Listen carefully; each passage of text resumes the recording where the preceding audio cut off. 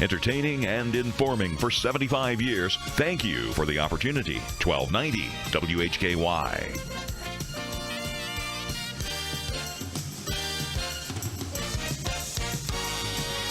First Talk with Hal Rowe, WHKY Talk Radio.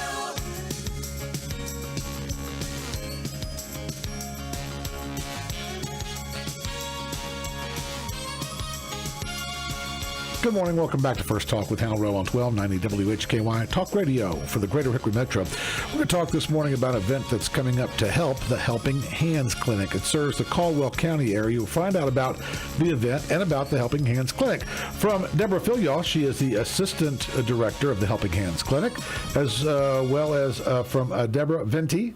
I want to make sure that I get this right. She is the co-founder, as well as Stephanie Oxford, of the Lumberladies Beer Crawl. And is this flannel here this morning? Is this just a natural, what you would normally wear day in and day out? I'm always in costume. Always in costume. Okay, so I was just wondering, a little flannel there. I was just wondering. So it's that time of year. It's that time of year. Could have gone either way. That's right. It's like, no, this is what I'm wearing. What are you talking about in costume? So God bless you for not doing that to me. Let's start off with Ms. Filyaw this morning. Thanks so much for joining us. Thank you for having us. You are more than welcome. You're the Assistant Director of the Helping Hands Clinic that serves the Caldwell County area, Lenoir. I am. Tell us about the Helping Hands Clinic, please, ma'am. Absolutely. Helping Hands is the only free clinic in Caldwell County. We serve approximately 2,500 uninsured adults. That's folks who do not have access to Medicare, Medicaid, any type of private insurance. Oh, wow. And the Affordable Care Act, which came about, and a lot of people are saying, well, why do people, not everybody should have Medicaid now and Medicare and insurance? And that did not happen in North Carolina. North Carolina didn't expand Medicaid coverage. So we are still doing what we do best, and that's taking care of folks and improving the health of the uninsured in our county. And we are blessed beyond measure to be there and have been there for 18 years. And I don't want to go into the specifics of this, but I've found out by sitting in here and listening to people that there's certain income levels that somebody may be trying to work and or can only work part-time or only find enough work to maybe put food in the house. Absolutely. But they're not going to be able to get Medicaid, right? Because they're making a little bit of money. Exactly. And so they're not going to be able to be insured. Yeah. And that's there's those cracks that they talk about. There's a lot of cracks, a lot of gaps, and that's what we are. We're the safety net for those folks, and we provide them a medical home until they are able to get Medicare, Medicaid, private insurance. A lot of people are getting insurance through the marketplace, through the Affordable Care Act. Right. We guide them through that process and tell them where they can go to get that. There's a federally funded health care center in Lenoir, and there's also one in Hickory, and folks can go there and find out more about how they can get covered.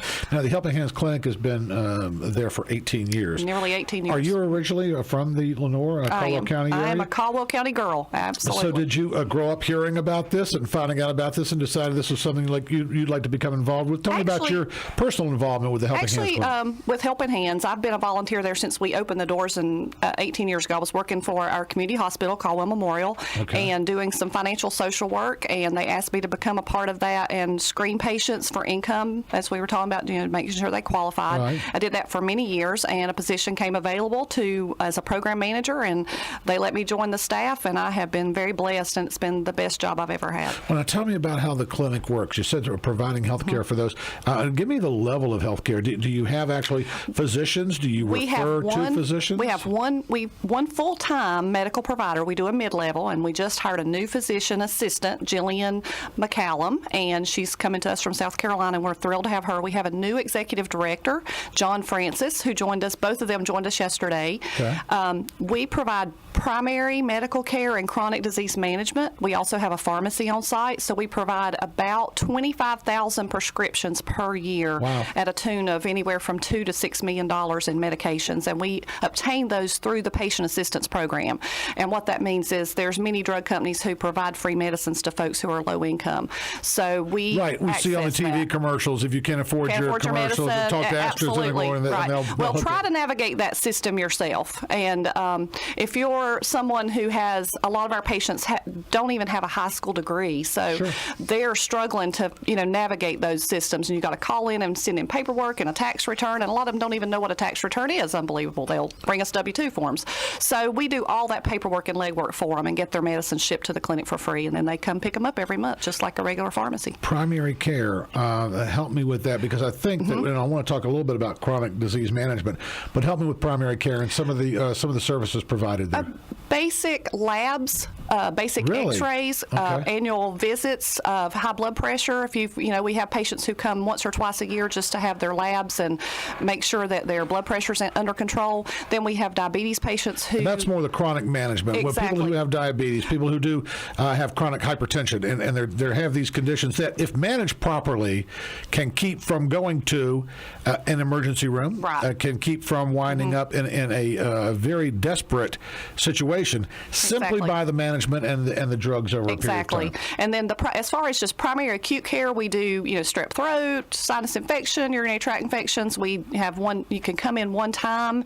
You may only need to come see us one time. There's no barriers for finances. We don't check your eligibility at that time. If you just call us and say, really, Now we have been short physicians, so we are just now getting fully staffed again. We have not been taking new patients for about 2 months, so I'm hoping within the next 60 days we'll be able to start enrolling new patients, and we'll have that urgent care back up and running again. So you do have one physician full-time and one PA? We have one PA on site who works under a supervised physician, but that physician's not on site full-time. Gotcha. Volunteers, paid position? We do have, that is a paid position. We have 8 paid staff members, and we use about 40 volunteers a week. Gotcha. So this is one of the reasons for the fundraiser, is because you do have to pay for the staff and also for the materials. We're completely privately funded.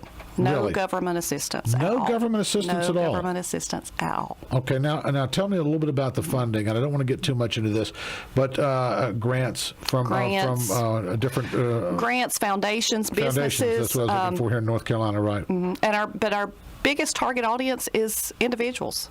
Deb, Stephanie, me, people in the community. That's where, if you're a nonprofit and you're going to be sustainable, that's where the magic is getting friends and making those friends and making sure that you're a reputable agency who people want to give their money to and support, because these folks in the community, they can't have a doctor unless we support the Helping Hands Clinic. And just like, there's a clinic in Hickory also, and operates almost exactly the same way. Sounds like a wonderful place, and you're providing great services. When we come back, we'll talk about one of the ways that this is supported with the Lumberladies Beer Crawl. Absolutely. More First Talk after this commercial break.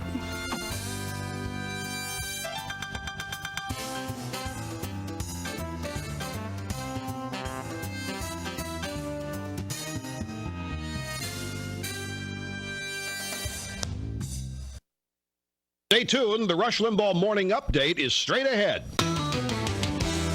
This is 1290 WHKY Hickory. Your news starts right now. I'm Rob Eastwood with an update from WHKY News. The Catawba County Sheriff's Office is asking for the public's help in locating 14-year-old Amber Lee Davis, who reportedly left her Catawba County residence. Ms. Davis is 5'3", weighing about 105 pounds. She has naturally brown hair, which was colored blonde at the time she left, and blue eyes. She often wears a lip ring in her bottom lip and has a heart tattoo on her right ankle. She is believed to be in the Catawba or Mecklenburg County area. Anyone with information regarding the whereabouts of Amber Lee Davis should call 828-464-3112. You can see a photo of this missing teenager at our website, WHKY.com. A Burke County man faces a sex offense charge that was filed after the suspect was reportedly caught in an undercover operation during which he allegedly set up a meeting with a child with the intention of engaging in a sex act. 27-year-old Gregory Francis Dominic Hartman of Murphy Street in Morganton was arrested October 16th by Burke County Sheriff's officers. He's charged with felony solicitation of a child by computer or electronic device to commit an unlawful sex act. According to a news release issued yesterday, On October 16th, the Sheriff's Office Criminal Investigation Division received notification from the National Center for Missing and Exploited Children that someone in Burke County was engaged in inappropriate chat on Facebook. This led to Hartman's arrest. He was jailed under $20,000 secured bond. A district court appearance is scheduled for November 9th in Morganton. 59-year-old Belinda Gale Morgan of 2nd Avenue Southeast in Hickory was arrested Tuesday by Hickory police officers. She's charged with felony obtaining property by false pretenses and possession of stolen goods or property. Morgan was locked up in the Catawba County Jail under $17,000 bond. A district court appearance is set for next Monday. I'm Rob Eastwood, 1290 WHKY News. We're still going to be ahead of a cold front today, so it's likely to be overcast and rather mild with off and on showers and maybe even a thunderstorm or two as we head into the afternoon hours. And one or two of those thunderstorms could get into the strong to severe category, so we'll keep an eye on that for you. The high temperature 65 to 70. Then behind a cold front tonight, partial clearing, overnight lows in the mid-50s, and Thursday looks like a half-decent day, partly sunny with highs in the mid-70s. I'm Greg Fischel in the Weather Center. The Los Angeles Times has committed a random act of journalism. They dug into the details of the high-speed train supposed to link San Francisco and Los Angeles by 2022. The short take is that the high-speed train's a slow-motion disaster. When voters first approved the plan 7 years ago, the cost estimate was $33 billion. The first phase of building started this year, 2 years late. Today, the train project's slated to cost $68 billion, and don't expect the final bill to come anywhere close to that. The California High-Speed Rail Authority still has not chosen the exact route that this train's going to take. Plans call for tunnels to be built through 36 miles of mountains north of L.A. That's a geological nightmare, crossing the North American and Pacific tectonic plates. That means tunneling through a maze of earthquake faults, some of which haven't even been mapped. Experts predict massive delays, and with those delays come even more cost overruns. Now, besides construction difficulties, the high-speed train faces other problems. So far, the project is far behind on land acquisition, financing, and permit approvals. Multiple lawsuits remain unresolved, and there's never been a projected ridership to justify the cost of building this thing. America's not Europe, folks. We prefer cars to trains, especially in California. If this project is completed, it'll no doubt be one of the biggest boondoggles in history, a stupid, expensive monument to big government liberalism. Means it probably will happen.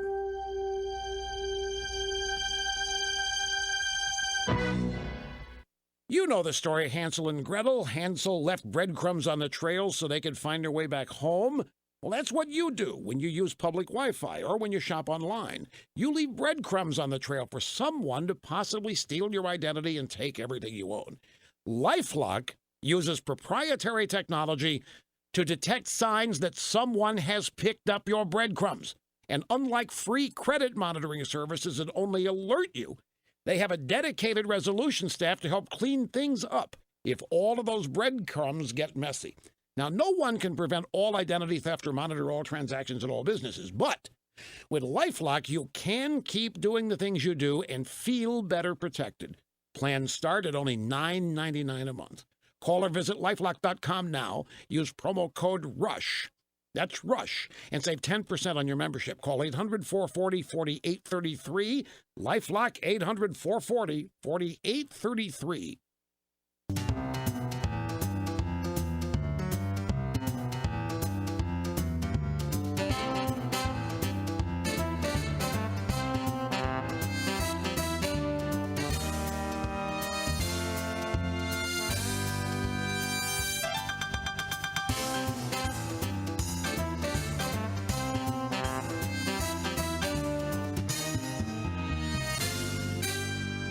Good morning. Welcome back to First Talk with Hal Rowe on 1290 WHKY Talk Radio for the Greater Hickory Metro.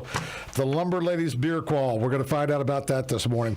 From Deborah Venti, she is the co-founder of the Lumberladies Beer Crawl, as well as Stephanie Oxford. This is to raise funds for the Helping Hands Clinic. We just heard about the Helping Hands Clinic from Deborah Filial. She's the assistant director and has been on staff now for a few years and helping with health care, chronic management of a disease, and chronic problems throughout Caldwell County. Yes. So thank you for what you're doing. I think that's fantastic. And of course, the prescriptions, all the other things that we've heard about that are happening at the Helping Hands Clinic. We're happy to be there. Deborah Venti, co-founder. You were telling me that during the break, you are a patron of the arts. I am. You work in fabric, or not fabric design, but upholstery design, furniture designer, Furniture freelance. industry.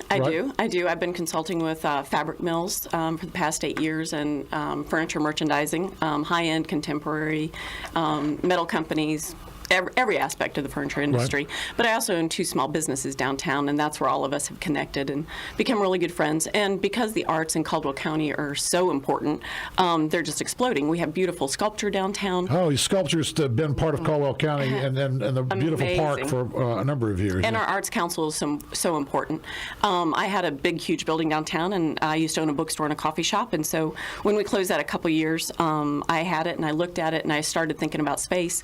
And I now rent out space to about 23 local artists, and it's called the Artist Inn. It's right downtown. And then I have a boutique store, Shisha's, and then my studio is upstairs. Very nice. Now, your studio is, of course, where you do the consulting and the freelance work. I do. Right, very good.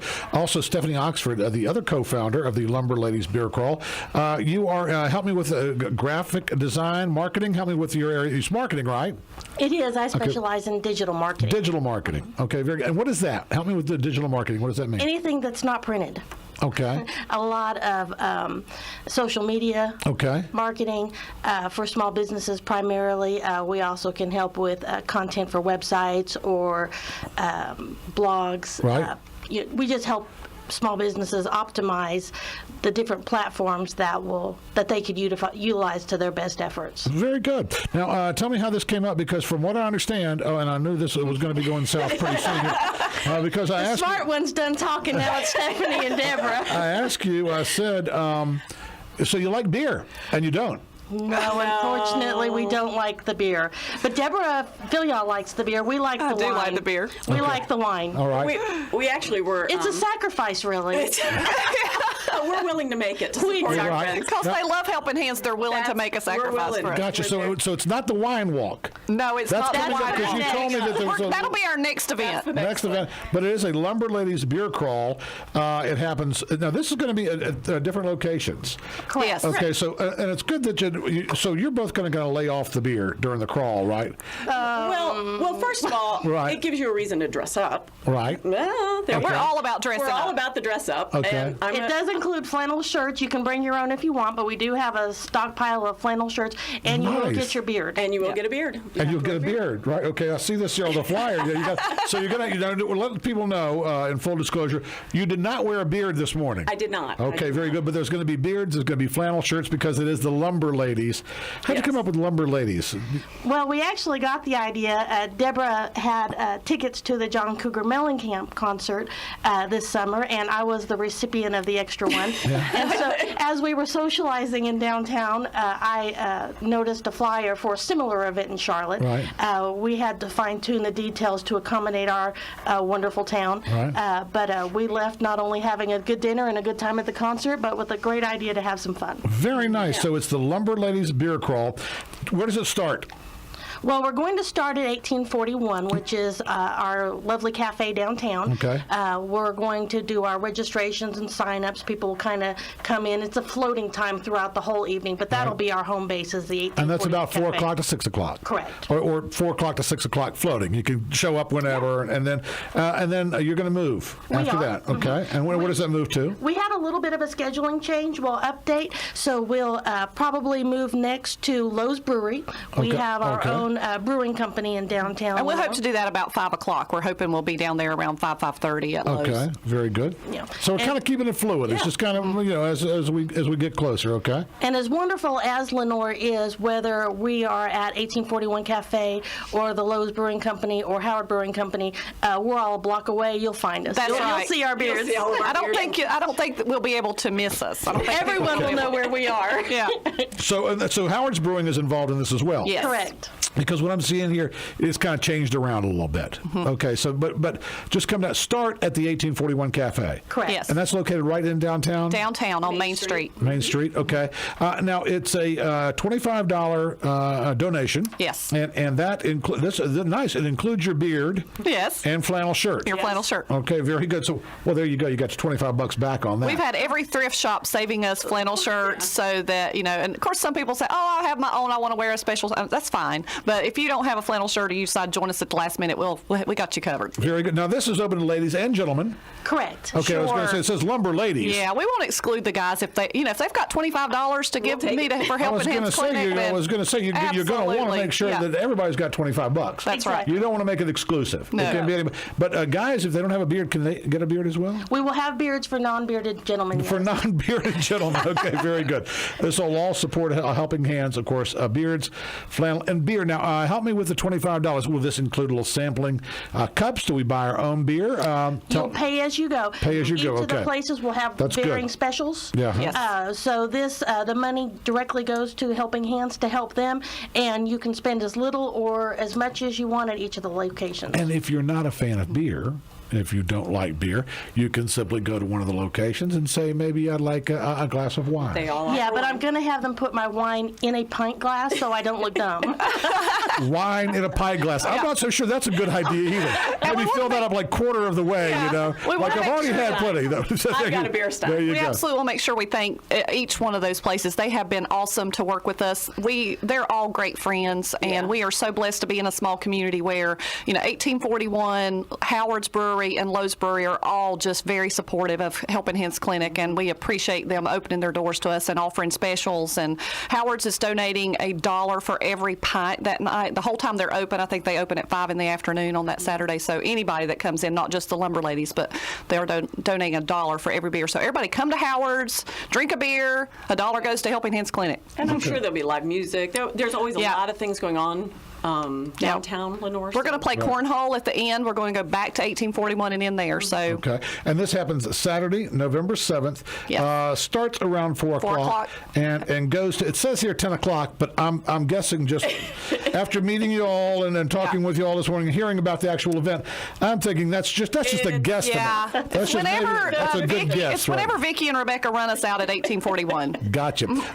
So this happens again. Now the $25 is going to the Helping Hands Clinic. Absolutely. And that's the purpose here. Yes. Is we want to make people aware that it sounds like a good time. It's going to be enjoyable. You got the flannel, you got the beard, you got the beer. It's going to be a good time. But all of it going to Helping Hands Clinic, which is so important because let's face it. I mean, maybe people don't want to talk about it. I know it's on its way back, but Caldwell County took a hit. And Lenoir took a hit as far as the industry goes, the furniture industry and a lot of things that went on there. So it's been difficult. It's been a difficult time. And healthcare is just one of those things that if we have it, we're so blessed and we don't realize how good we have it to have that healthcare. Our patients tripled in about 2006 or so when it just really took a hit. And I was just going to say, because I'm part of the furniture industry, I mean, I lived in it and I just saw it and it just broke my heart. Right. But the other thing is where you make a difference is in your own community. And that's the one thing I think all of us always believe in is make a difference at home and you'll see a difference in the lives of others. And you can do it with the Lumberladies Beer Crawl. Saturday, November 7th, it's going to be a good time. It benefits the Helping Hands Clinic, 1841 Cafe, Howard's Brewing, Lowe's Brewing. Thank you all so much. If you want more information, go to helpinghandsclinic.org. That's helpinghandsclinic.org. Deborah, and Stephanie, thank you all so much for joining us. Thank you very much, Hal, for having us.